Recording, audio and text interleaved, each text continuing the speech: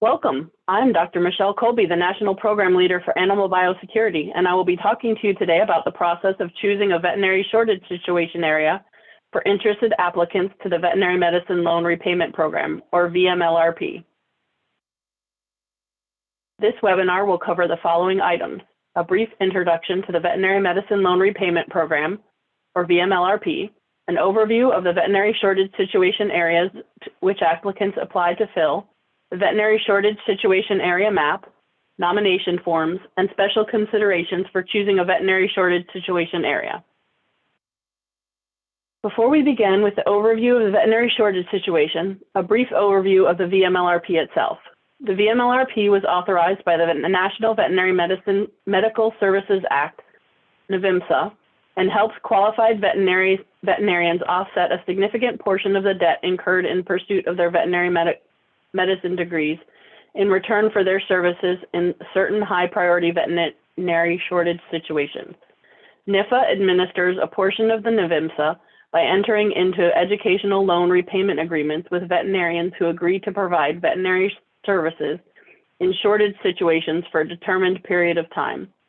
The Vmlrp awardees commit to at least 3 years of veterinary services in a designated veterinary shortage area, and in return, NIFA repays up to $25,000 of student loan debt per year, or a maximum of $75,000 for a 3-year award.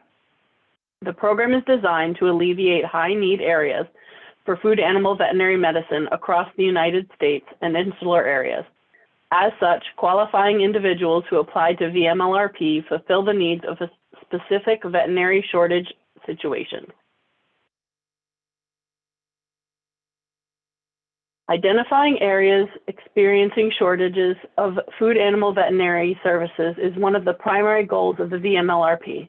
Therefore, at the beginning of each fiscal year, the Vmlrp solicits nominations of veterinary shortage situations by state animal health officials, or SAHOs. Each state, the federal government, the District of Columbia, and U.S. insular area are allocated a maximum number of shortage nominations for submission. NIFA determines the maximum number to allocate to each entity based on the data from the most recent USDA National Agricultural Statistics Service Census of Agriculture. The reasoning behind the use and development of the allocation table is provided in the allocation table and rationale webpage, which can be found on the Vmlrp webpage. NIFA accepts all veterinary shortage area nominations after a non-competitive review by a panel of food animal veterinary medical professionals. Each veterinary shortage nomination provides details of the geographic area where veterinary services are needed, agricultural species that must and may be served, and specific activities related to the must and may serve species. Each year, we update the map on our webpage that includes all veterinary shortage situation areas eligible for application in a given fiscal year. We will provide more detail regarding how to navigate our veterinary shortage situation map to find detailed information. Within the applicant section of the Vmlrp website, you will see a link for the map of designated veterinary shortage situations. All shaded states or blocks have designated shortage areas for the selected fiscal year. States or blocks that are not shaded do not have a designated veterinary shortage situation. This does not necessarily mean that there does not exist a shortage situation within that state, but that no shortage situation nominations were submitted by the SAHO. You can access the shortage situations for a state in one of two ways, either by clicking on the shaded area of the map or by using the filter located below the map, entering the state to filter by and selecting apply.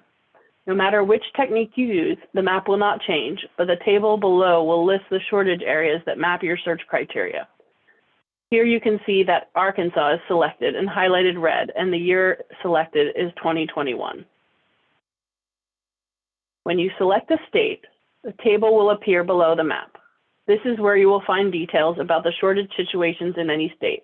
For complete information about a shortage area, you should read the entire shortage nomination form, which was submitted by the SAHO and approved by NIFA. Each veterinary shortage area has a corresponding nomination form. To view the complete shortage description, open the PDF link in the rightmost column labeled Nomination Form. All veterinary shortage areas have unique needs based on the locality and the species served. The nomination form details the specified need in a shortage situation.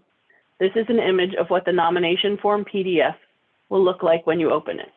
The first page of the nomination form details the counties that require service, the approximate center of the shortage area, the priority level of the shortage area, and either the must cover and may cover species or the types of public practice. The first page of the nomination form contains an optional box at the bottom where SAHOs can elect to designate a higher than the minimum % full-time equivalent or FTE for the shortage nomination. Be sure to check this box and ensure you are addressing the appropriate service commitment in your application.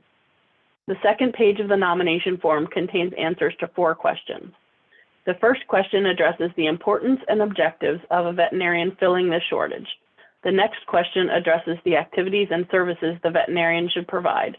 The third question addresses past recruitment issues, and the last question addresses the consequences to public health and/or the food supply if the shortage is not filled.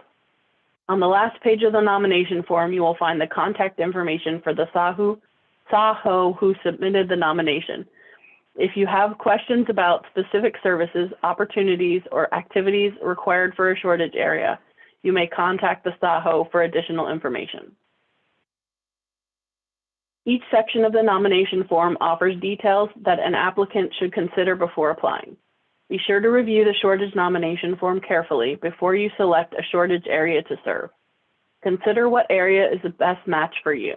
Consider how a particular area aligns with your personal goals and values. Is there opportunity for professional satisfaction?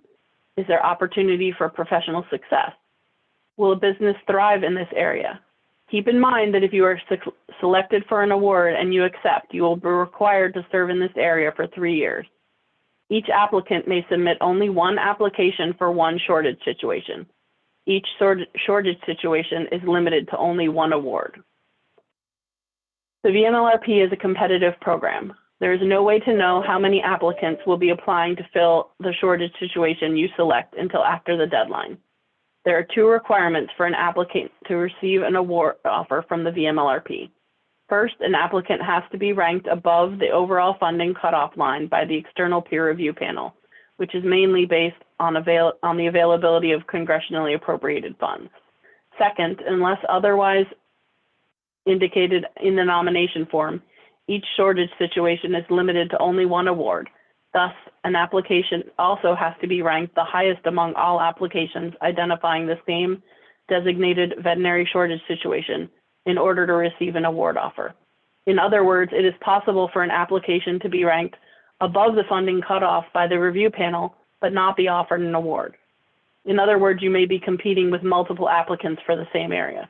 So be strategic in selecting an area that matches your goals and experience. There is no obligation to place a certain number of veterinarians in each state or region. As such, each applicant is competing nationally against all other applicants for available awards.